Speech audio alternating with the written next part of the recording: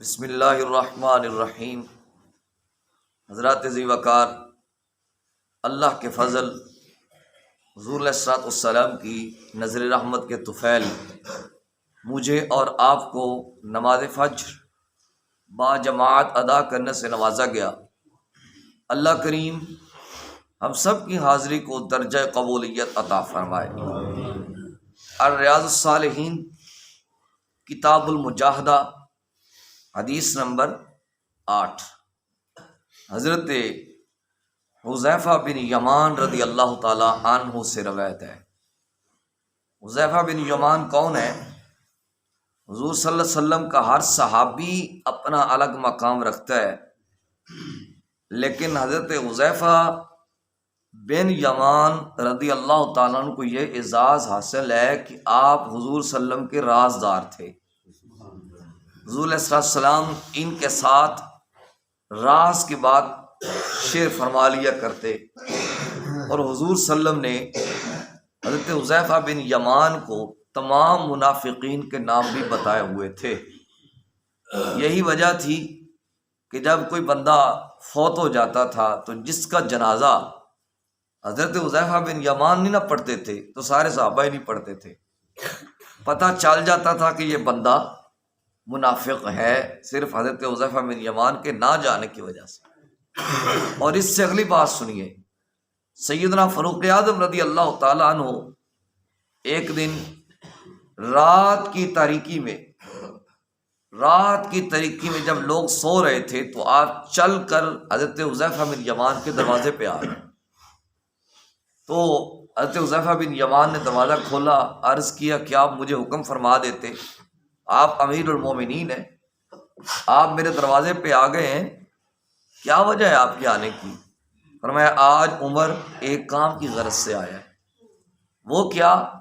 کہا یہ دیکھ عمر کی داڑھی سفید ہو چکی ہے، اب عمر کی موت کا وقت قریب آ گیا ہے۔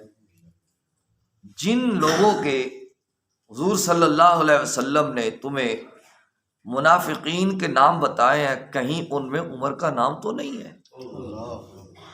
کہیں ان میں عمر کا نام تو نہیں ہے؟ حضرت حذیفہ بن یمان تاڑے مار کے رونے لگے، کہتے ہیں یار میں نے یہ تو نہیں سنا، میں نے حضور سے یہ ضرور سنا ہے کہ جبریل کہتا ہے کہ اگر میں عمر کی 950 سال شان بیان کرتا رہوں تو عمر کی شان ختم نہیں ہو سکتی۔ بہرحال یہ تھوڑا سا آپ کا تعارف تھا۔ حدیث کیا ہے؟ حضرت حذیفہ بن یمان رضی اللہ تعالیٰ عنہ بیان فرماتے ہیں کہ میں نے ایک رات نبی کریم علیہ الصلوۃ والسلام کے ہمراہ نماز پڑھی، حضور کے ساتھ میں نے نماز پڑھی، تہجد کی نماز ہوگی، نوافل ہوں گے۔ آپ فرماتے ہیں کہ نبی کریم علیہ الصلوۃ والسلام نے سورۃ بقرہ شریف کی تلاوت شروع فرمائی۔ کہتے ہیں میں نے سوچا کہ حضور صلی اللہ علیہ وسلم جب 100 آیات ہو جائیں گی تو حضور قیام فرمائیں گے، لیکن حضور صلی اللہ علیہ وآلہ وسلم نے سورۃ بقرہ مکمل پڑھ ڈالی، تقریباً 250 پاروں پر مشتمل ہے۔ کہتے ہیں میں نے سوچا کہ شاید اب ہی حضور رکوع فرمائیں گے۔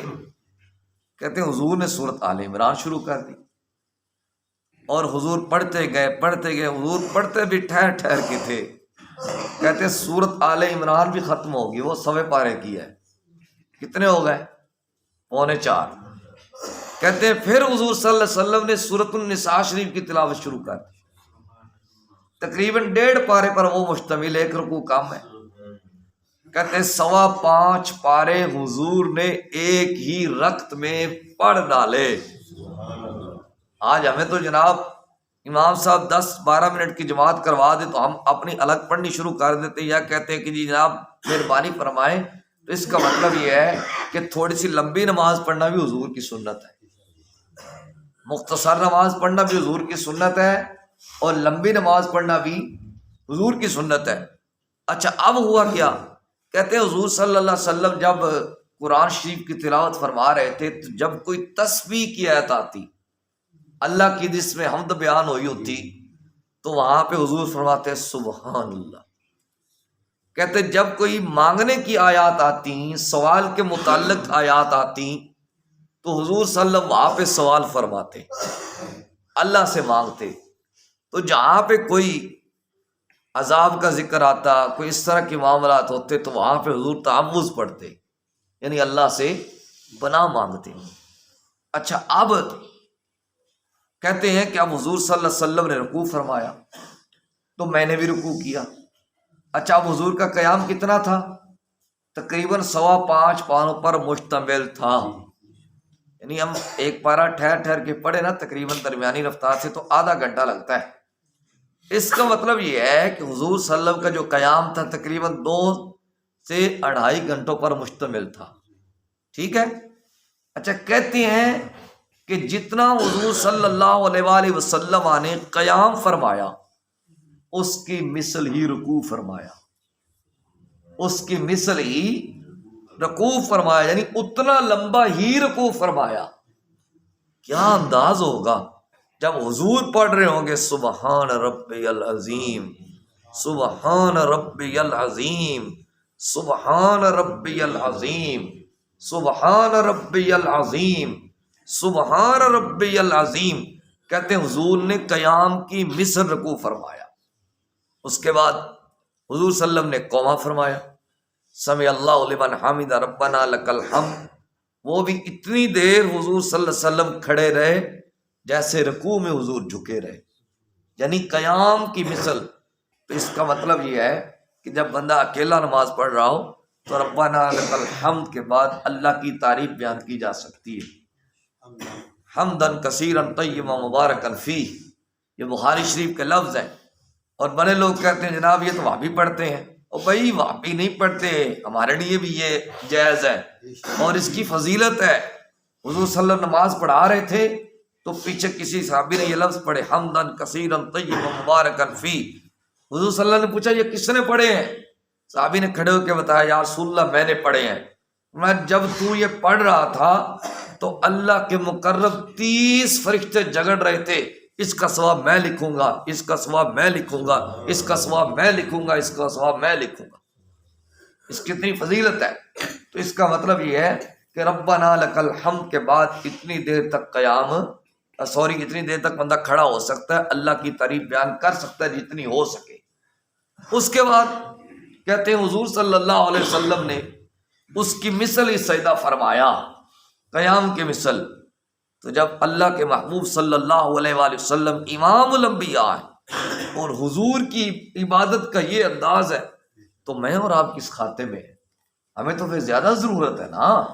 حضور صلی اللہ علیہ وسلم نے لمبا سجدہ فرمایا اور حضور صلی اللہ علیہ وسلم اس کے اندر پڑھتے رہے سبحان ربی الاعلیٰ، سبحان ربی الاعلیٰ، سبحان ربی الاعلیٰ۔ پھر کہتے ہیں حضور نے اتنا لمبا جلسہ فرمایا، پھر حضور نے سجدہ فرمایا۔ تو کیا انداز ہے اللہ کی قرابت حاصل کرنے کا۔ ویسے حضور تو ہیں ہی اللہ کے قریب، کیونکہ حضور کے لیے تو ہی پوری کائنات بنائی گئی ہے، یہ حضور کے لیے تو سارا کچھ بنایا گیا ہے۔ لیکن حضور ہمیں درس عطا فرما رہے ہیں، حضور ہمیں تعلیم عطا فرما رہے ہیں کہ اللہ کی قربت اس طرح حاصل کرنی ہے، اللہ کی قرابت اس طرح حاصل کرنی ہے، اور اللہ کی بارگاہ میں اس طرح پہنچنا ہے۔ اللہ پاک کی بارگاہ میں التجا ہے، اللہ پاک مجھے اور آپ کو ان باتوں کو سمجھنے کی توفیق عطا کرے۔ وصلی اللہ تعالی علی حبیبہ الاعلی سید الانبیاء محمد وعلی آلہ واصحابہ اجمعین برحمتک یا ارحم الراحمین۔